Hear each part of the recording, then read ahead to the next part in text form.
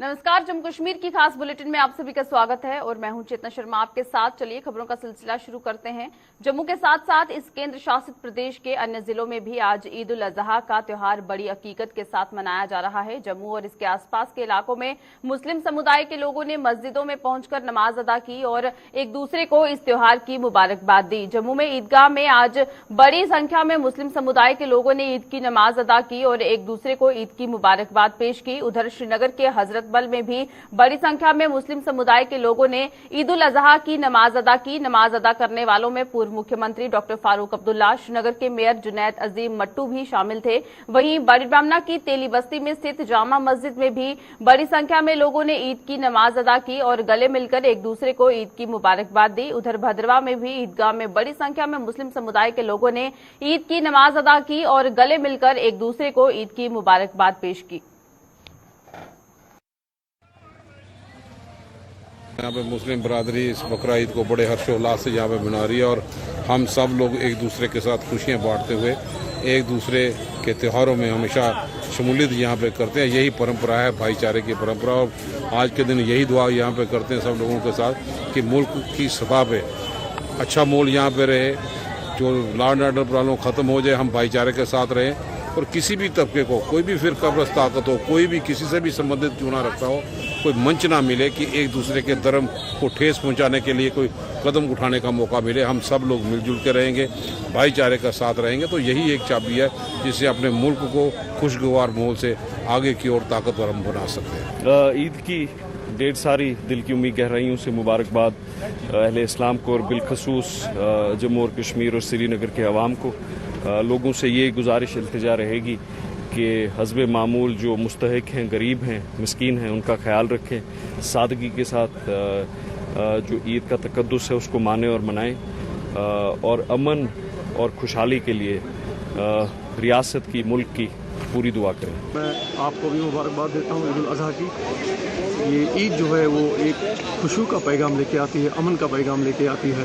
तो आज की जो नमाज यहाँ पे हुई आपने भी खुद देखा, बड़े अजीज इज़्ज़त और एहतराम के साथ यहाँ पे मनाई गई और बिल्कुल जो है बिल्कुल एडमिनिस्ट्रेशन का भी ताउन किया गया, जैसे कि हिदायत की गई थी, बिल्कुल अकॉर्डिंगली उसके हिसाब से जो है यहाँ पे एक ईद जो है मनाई गई। तो मैं अहले इस्लाम के साथ साथ तमाम जो हमारे दूसरे मज़हब के लोग हैं, हिंदू भाई हैं हमारे, उनको भी हम मुबारकबाद पेश करते हैं। पूरा हिफाजत का इंतजाम किया। उधर डोडा में भी आज बड़ी संख्या में मुस्लिम समुदाय के लोगों ने ईदगाह में ईद उल अजहा की नमाज अदा की और गले मिलकर एक दूसरे को ईद की मुबारकबाद दी। वहीं किश्तवाड़ चौगान में आज ईद की नमाज अदा की गई, जिसमें मुस्लिम समुदाय के लोगों ने परिवार और प्रदेश की खुशहाली की दुआ की। राजौरी में जामा मस्जिद में भी ईद उल अजहा की नमाज अदा की गई। इस अवसर पर डीसी राजौरी विकास कुंडल ने राजौरी के लोगों को ईद की मुबारकबाद दी। उधर पुंछ में भी जामा मस्जिद सहित अन्य मस्जिदों में बकरीद की नमाज अदा की गई। इस दौरान डीसी पुंछ इंद्रजीत ने लोगों को ईद की मुबारकबाद पेश की। ईद हमें खुशी और मसरत का पैगाम देती है। ईद के लगवी और इस्तिलाही माना खुशी के हैं। तो मैंने यही पैगाम ईदगाह में भी अर्ज किया लोगों से कि हाँ, हम अपनी तरफ से तमाम बरादरान वतन को भी और बिलामूम बरादरान इस्लाम को ईद की मुबारकबाद देते हैं। अल्लाह ताला इस खुशी में हम सब को शामिल रखे और यहाँ का भाईचारा अमन बना रहे, जिसके लिए हमारी तरफ से कोशिश जारी है। इंशाअल्लाह आइंदा भी हम इसके लिए कोशिश करेंगे। ईद उल अज़हा के मौके पे सारे राजौरी वासियों को मैं मुबारकबाद पेश करता हूँ और डिस्ट्रिक्ट एडमिनिस्ट्रेशन की तरफ से एक प्रॉस्पेरस, हैप्पी और बहुत खुशहाल ईद सबको विश करता हूँ और सब लोग पीस और हारमनी से रहें और राजौरी की तरक्की हो। मैं यही आप लोगों से रिक्वेस्ट करता हूँ कि आज अपनी दुआओं में आप ये चीज़ आप मांगें। इस पवित्र अवसर पर मैं डिस्ट्रिक्ट एडमिनिस्ट्रेशन के ओर से तमाम मुसलमान भाइयों को मुबारकबाद पेश करता हूँ कि उनका ये मुक़द्दस त्योहार खुशियों भरा रहे, पीसफुल रहे जे सारा डिस्ट्रिक्ट में और उनके परिवार, उनके जो नज़दीकी लोग हैं, सभी को ये त्यौहार खुशियाँ लाए और अपनी अपनी परिवारों के साथ वो अच्छी तरह से ये त्यौहार मनाएं। इसके साथ साथ मैं सभी का शुक्रगुजार भी हूँ कि एक बहुत ही डिसिप्लिन के साथ जितने भी पुंछ के निवासी हैं, चाहे वो किसी भी धर्म को अपनाए हुए हैं, लेकिन साथ मिलके जो सभी त्योहारों को मनाते हैं, एक अलग ही किस्म की जो है पुंछ में लुक होती है। उसके लिए मैं सभी पुंछ के निवासियों को तहे दिल से मुबारकबाद भी देता हूं और उनका धन्यवाद भी करता हूं। श्री अमरनाथ गुफा के पास हुई प्राकृतिक आपदा के मद्देनजर आज जम्मू में स्थित आधार शिविर से यात्रा को रवाना नहीं किया गया, लेकिन इसके बावजूद भी जम्मू में पहुंचे बाबा भोलेनाथ के श्रद्धालुओं में उत्साह की कोई कमी नहीं है। श्रद्धालुओं ने बाबा बर्फानी के दरबार के करीब पेश आए हादसे पर दुख व्यक्त किया है और मृतकों के परिजनों के साथ सांत्वना व्यक्त की है। साथ ही कहा कि वह बाबा बर्फानी के दर्शन करने के बाद ही वापस लौटेंगे। उन्होंने कहा कि जब तक उन्हें जम्मू से श्री अमरनाथ यात्रा के लिए रवाना नहीं किया जाता, तब तक वह जम्मू में स्थित अन्य धार्मिक स्थलों की यात्रा करेंगे। जाएंगे, चाहे 2 दिन यहाँ रुकना पड़े या 2 दिन बाद जाएं, जब तक वहाँ रास्ता खुलते उसके बाद हम लोग जाएंगे। अब तब तक के लिए मैं वैष्णो देवी और शिवपुरी जा रहा हूँ। नहीं, देखिए उसका तो दुख है कि वहाँ पे कैजुअलिटी हुई है, क्योंकि पिछले बार जब हम गए थे तो उसमें भी कुछ ऐसे हादसा आई थी, लेकिन फिर भी हम लोग जाते हैं और जाएंगे आगे। देश के लिए तो चाहते हैं कि सबके साथ तरक्की हो, सब उन्नति की ओर आगे बढ़े और शांति बनाए रहे। कहना ये चाहते हैं कि जो वहाँ पे आपदा आई है, भोले बाबा सबके जो कष्ट दूर करें और जिन लोगों जो वहाँ पे घायल हुए हैं या जो मृत्यु हुए हैं उनकी आत्मा को शांति दे। पूरा कोई दिक्कत नहीं है, चाहे 4 दिन यात्रा बंद रहे, चाहे 6 दिन बंद रहे, बाबा के दर्शन करना है, बाबा के दर्शन करके जाएंगे। तो ऐसे है, जब तक भोलेनाथ का हाथ है तब तक भय तो कोई है नहीं। बाकी हाँ, थोड़ा सा बुरा जरूर लगा कि समय से दर्शन नहीं कर पा रहे, लेकिन जितना भी समय लगे दर्शन करके ही जाएंगे। जो देखिए ये काफी दुखद है और मेरी सांत्वना है उनके परिवार के साथ में। प्रभु उनकी आत्मा को शांति दे और उनके परिवार को शक्ति दे, इतना ही कहना चाहूंगा। देश के लिए सबसे पहले तो शांति चाहूंगा। जिस तरह का माहौल है, धर्म के नाम पे जो इतनी ज्यादा दिक्कतें हो रही हैं, सबसे पहले तो ये चीजें रुकनी चाहिए। उससे यही मेरा आग्रह है और इच्छा है मेरी। श्री अमरनाथ गुफा के पास बादल फटने की घटना पर श्रद्धालुओं ने दुख जताया है और उन्होंने कहा कि वह बाबा बर्फानी के दर्शन करके ही वापस लौटेंगे। उन्होंने कहा कि बाबा बर्फानी की इच्छा के बिना पत्ता भी नहीं हिल सकता और क्या कुछ कहा है उनकी तरफ से, आइए देखते हैं। हमको तो हादसा हुआ है मालूम है, लेकिन अभी क्या है, भोले बाबा के ऊपर हमारा भरोसा है। भोले बाबा ने बुलाया तो हम दर्शन के लिए जाने ही वाले हैं। कितने लोग हैं आपके साथ? हमारे साथ जो लेडीज पकड़ के 15 लोग हैं और जेंट्स में 30-35 लोग हैं, सब नासिक से, महाराष्ट्र नासिक से। क्या जब हादसे के बारे में पता लगा था कि जोश में कमी आई थी? कुछ भी नहीं, हमारे जो साथ में जो है वो बोले कि भोले बाबा का नाम लेके जो होगा वो सो हो जाएगा। डरने की बात नहीं, टेंशन नहीं लेने का। जब हादसा हुआ मैं तो जम्मू में ही था। मैं 5 तारीख को यहाँ पे आ गया था, लेकिन हमें आज मेरा रजिस्ट्रेशन हुआ है।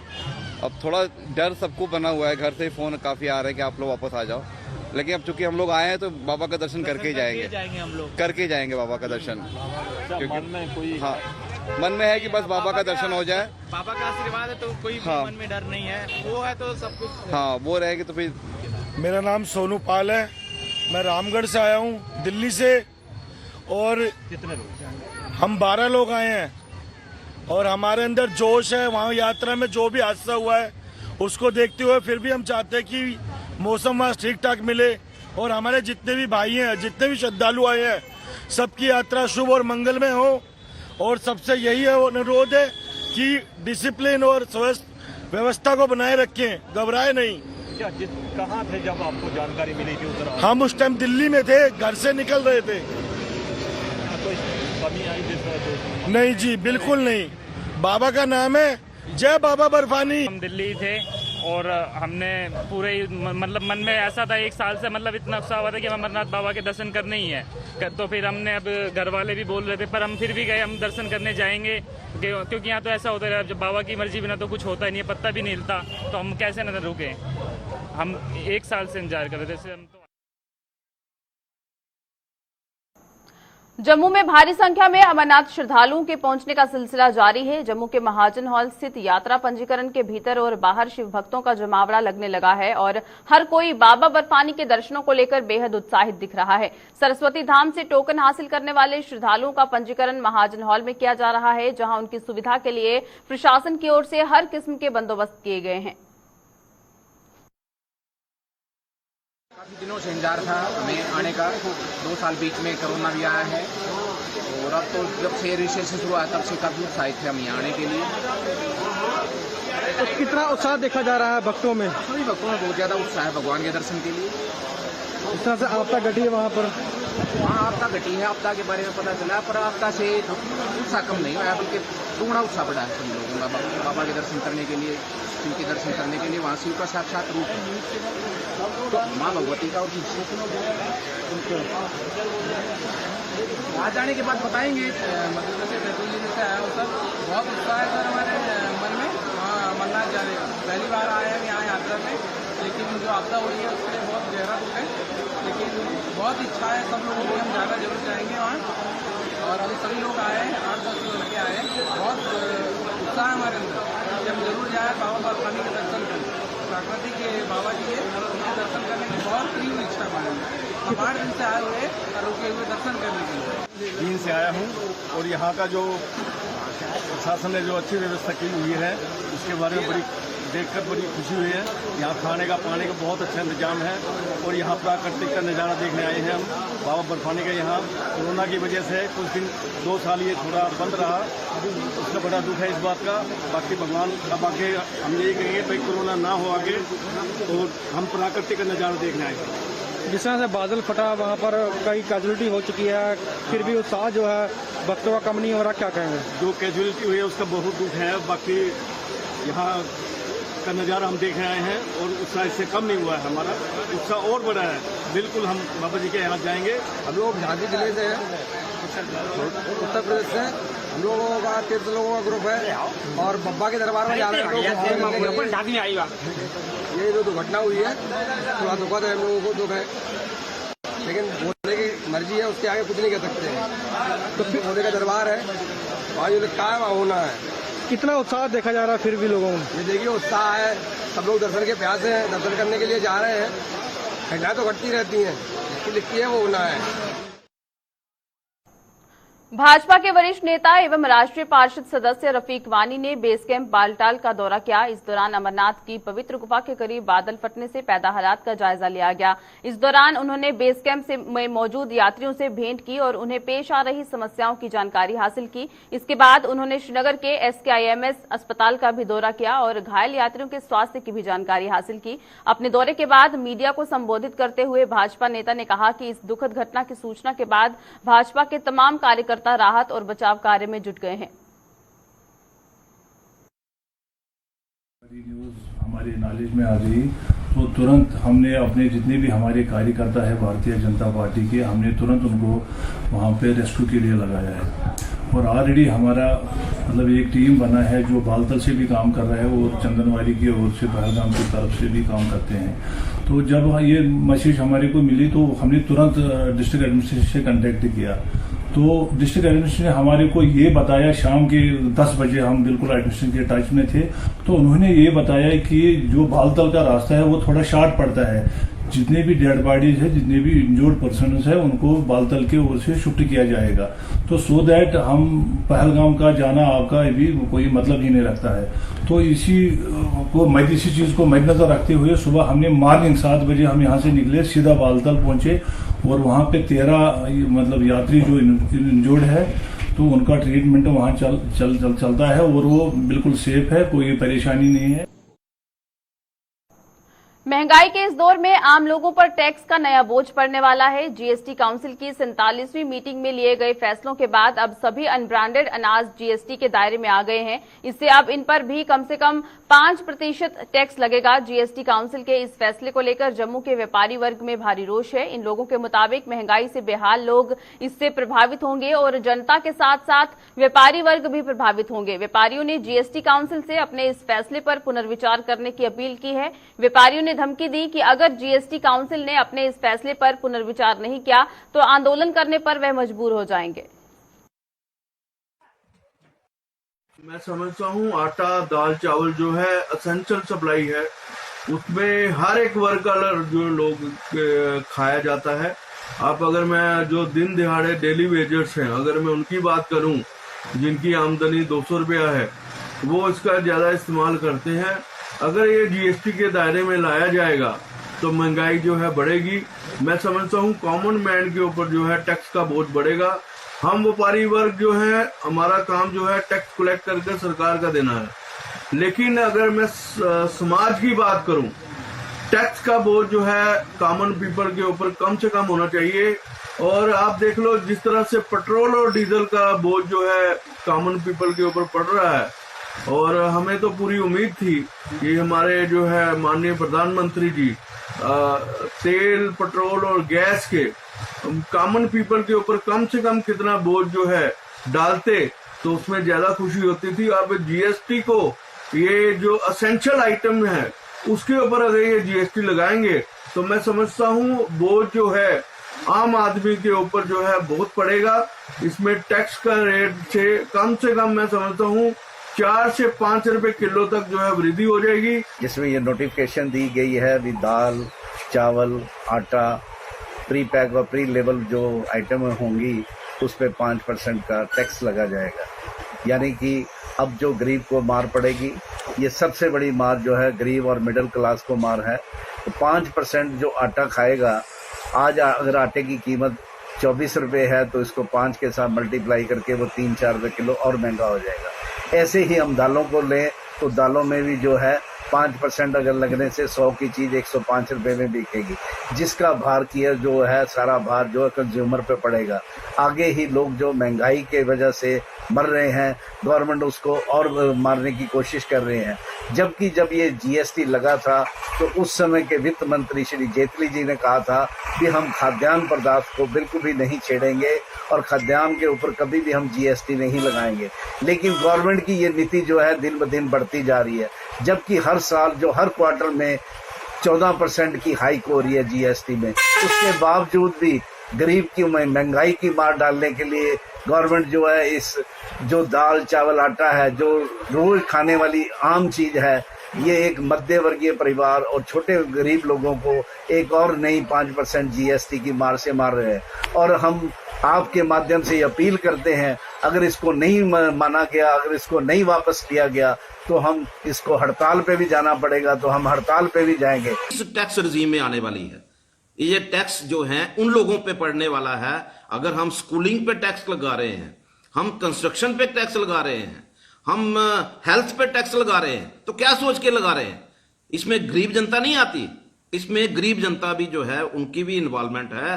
और मुझे लगता है कि इसको फिर एक बार रिव्यू करना चाहिए और इसका जो जीएसटी काउंसिल का जो फोकस होना चाहिए, टैक्स बढ़ाने की तरफ नहीं होना चाहिए, इसका फोकस होना चाहिए कि किस तरह जीएसटी में रिफॉर्म्स लाए जा सकते हैं। बहुत सारे लोग परेशान हैं आज की डेट में। बेटा पक्का उधमपुर शहर से निकलने वाले कूड़े के निस्तारीकरण के लिए जगह न होने के कारण पूरा शहर कूड़ेदान में तब्दील हो गया है, जिससे शहरवासियों को परेशानियों का सामना करना पड़ रहा है। शहर में फैली हुई इस गंदगी ने ईद के त्योहार के जश्न में बाधा डाल दी है, जिससे लोगों में भारी रोष है। इस समस्या को लेकर उधमपुर म्युनिसिपल काउंसिल का क्या कहना है, आइए वो भी देखते हैं। इस ईद पे हम यहाँ पे बैठे हैं और लोगों ने हमारे पास आना और मीट लेना है, और आप बताइए इस हाल में मीट लेने आ सकते हैं लोग यहाँ पे? 2 त्योहार 10 बार बोल दिया हमने कि एक बार नजर मारो, इसको देखो, सुनता कोई नहीं है। पहले डीसी साहब से उनको बोला 10 बार, अब परसों से दोबारा बोला हुआ है, मगर कोई हमारी बात सुन नहीं रहा है। तो अब हमने सोचा कि हम दुकानें बंद कर देते हैं, हम घर चले जाएंगे। हमने कल माल नहीं बनाना है। अपने एडमिनिस्ट्रेशन से पहुंचाना चाहता हूं कि प्लीज हमारी तरफ ध्यान दे, थोड़ा हमारे देखे, यहाँ पे इतना बीमारी है हमारे, इधर लड़के हमारे बीमार हो गए बेचारे। लेकिन मीट मार्केट की बात नहीं है, आप शहर की पूरे शहर का हाल है भैया, पूरे शहर का हाल है। मगर यहीं पे हम पूरा दिन बैठे हैं सुबह से लेके शाम तक, वो हमें पूछो हम कैसे बैठे हैं यहाँ पे, हमारी हालत क्या है, क्या करते हैं हम। यहाँ से जब बंदा गुजरता है उस बंदे को आप देखो वो कैसे, कल इधर से एक औरत जा रही थी, वो इधर लेट गई बेचारी, उसको उल्टी है, वोमिटिंग इतनी होने लगी कि उसकी हालत खराब हो गई। बात ऐसी है कि आप सभी को पता है कि सुई में हम जो भी अपना वेस्ट होता था उसको डिस्पोज वहीं पे करते थे। वहीं पे हमारा प्रोजेक्ट चल रहा है MRF का। तो बात ऐसी है कि हम लास्ट सैटरडे को जब हम वहाँ पे अपनी गाड़ियाँ लेके गए तो वहाँ पे के लोकल लोगों ने वहाँ पे प्रोटेस्ट किया कि हम यहाँ पे आपको कूड़े को डिस्पोज नहीं करने देंगे। तो उस दिन से हम पूरे शहर में ये प्रॉब्लम उसी वजह से क्रिएट हो रही है कि हमारा यहाँ से जो भी वेस्ट निकलता था तो हम वहाँ पे डिस्पोज करते थे। अब वहाँ पे डिस्पोजल नहीं हो रहा तो हमारे पास कोई और जगह भी हमें आइडेंटिफाई नहीं कर पा रहे हम। हमने डिस्ट्रिक्ट एडमिनिस्ट्रेशन से भी बात की है, वो भी काफ़ी हद तक जगहें ढूंढ रही हैं। अगर इन केस अगर कहीं और जगह मिल जाती है तो हम अपना जो भी डिस्पोजल होगा वो वहाँ पर करेंगे। कश्मीर घाटी के टीटवाल सेक्टर में घुसपैठियों से लोहा लेते हुए अपने प्राणों की आहुति देने वाले नाइक जसवीर सिंह को सैकड़ों लोगों ने नम आंखों से विदाई दी। शहीद नाइक जसवीर सिंह का उनके पैतृक गांव सेई में पूरे सैनिक सम्मान के साथ अंतिम संस्कार किया गया। इस अवसर पर भाजपा के प्रदेश उपाध्यक्ष श्यामलाल चौधरी सहित आसपास के सीमावर्ती गांवों के बड़ी संख्या में लोग मौजूद थे।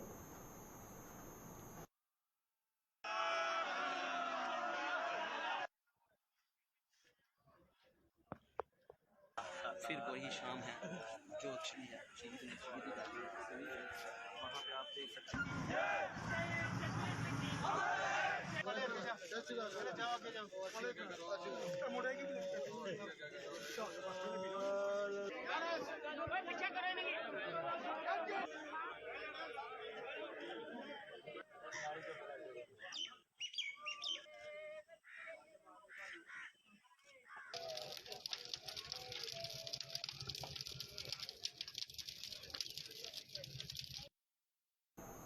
कोरोना संक्रमितों के लिए जम्मू के भगवती नगर में बनाए गए डीआरडीओ अस्पताल में नियुक्त किए अस्थायी कर्मचारियों ने प्रदर्शन किया। इन लोगों का कहना है कि उन्हें बिना किसी नोटिस के निकाला जा रहा है, जबकि कोरोना जब चरम पर था तब उन्होंने 12-12 घंटे ड्यूटी की और उस दौरान गाड़ियां भी नहीं चलती थी, लेकिन वह फिर भी अपनी ड्यूटी पर जाते थे। लेकिन आज उन्हें बिना किसी नोटिस के बाहर का रास्ता दिखाया जा रहा है, जिससे वह बर्दाश्त नहीं करेंगे। साथ ही आरोप लगाया कि जो यहां पर अधिकारी हैं वह अपने चहेतों को रख रहे हैं।